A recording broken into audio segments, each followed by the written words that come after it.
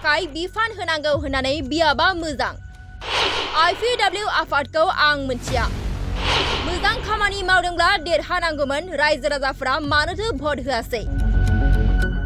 BTCनि deputy chief रिहन दैमारिनि थाखाय साननैसो सिगाङाव IPW आफादनिफ्राय बिफान होबावनांगौ होननानै BTCनि गाहाय हाग्रामा महिलारिनिसिम लाइजाम हरनायखौ लानानै खेंफोरथि होदों डिप्युटी चिफ बिथाङा। बिथाङा रोखा खालामदों दि IPW आफादनि सासेबो सोद्रोमाखौ आं सिनाया आरो आंनिफ्राय दिनैसिमबो बिफान होबावनो एबा बिबावनो थाखाय रावखौबो बिथोन होआखै। लोगोसेनो हाग्रामा महिलारिया जा मावनो होयो बेखौनो मावलांगोन। बेजों लोगोसेनो IPWनि बिबानगिरिफोरखौ नायबिजिरनांगौ। बिथांमोनहा मा साननानै बेबायदि खालामदों, ना आंखौ बदनाम खालामनो थाखायसो खरजन्त्र खालामदों नामा? IPW बे संगठनखौ आंथ' दासो खोनादों। दाख्लै सासे आंनि लोगोआ दिन्थिदोंमोन बेबायदि बुंदों होननानै। आरो माला जन्म जानाय बहानि बिथांमोना जों रावबो मिथिया। निस्सय नोंथांमोनाबो मिथिया। आं खोनाफेराखै आरो आंथ' बेक्तिगत भाबे आंनो बिबान होबावनांगौ होननानै आं रावखौबो खावलायाखै आंनि थाखाय बुंनांगौ होननानै, आरो बुंनायबो नङा आङो। जोंहा आफाद, जोङो पार्टिनि जाय आफादगिरि आथिखालनि जाहा BTCनि चिफ हाग्रामा महिलारि बिथाङा जि मोजां हिदान्त लायो आं बेखौनो नाजावना लागोन। फारसेथिं मुं लायालासिनो बारग' डिप्युटी चिफ गबिन्द बसुमतारीखौ गाग्लोबनानै बुङोदि बिथाङा मोजां खामानि मावदोंमोनब्ला बिथांमोनहा देरहागौमोन। बिथांमोनहा रायजो राजाफोरजों जेबो सोमोन्दो लानो हायासै, बेखायनो जेननो गोनां जादों होननानै बुंथियो।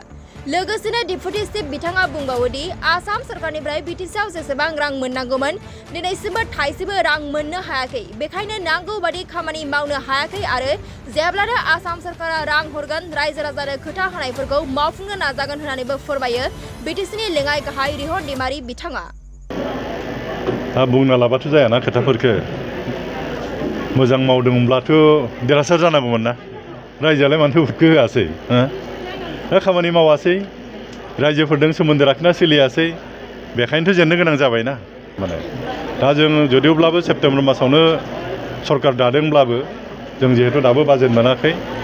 जों मिथिनाय मोननाय बायदिब्ला फैबाय थानाय जुलाइ दाननि 6 अक्ट'बरनिफ्राय जोंहा आसामाव बाजेट सेसन जागोन आरो बे बाजेट सेसनावसो जोंनि बाजेटफ्रा पास जागोन आरो बिनि उनावसो जों BTCआबो बाजेटनि फैसाखौ जों मोनगोन आरो बिनि उनावसो जोङो जौगानाय खामानिफोरखौ मावनो हागोन। आरो जिफोर बाथ्रा जों बुंबोदों, खोथा होबोदों रायजोनो, जों बे खामानिफोरखौ जों मावनो नाजाथारगोन आरो। फारसेथिं हरिसिंगा ब्लक BPFनि बानजायनायाव 2022 मायथाइनि HSLC आरो HS आनजादाव उथ्रिसार जानो हानाय फरायसाफोरखौ बरायनाय हाबाफारिबो लायो जारगाव खोदोमगुरि BCDCआव।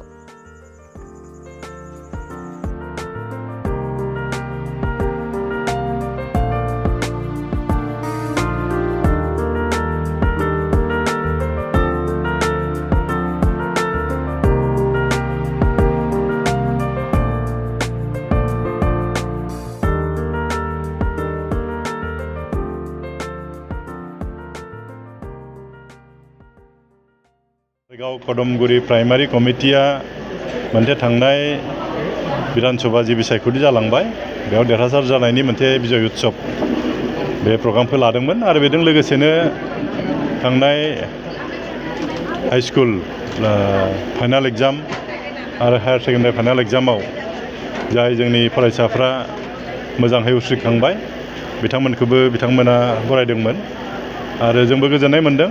बिथांमोननो लोगोसे जोंखौबो बेयाव बाहागो लानो खाबुखौ होदों।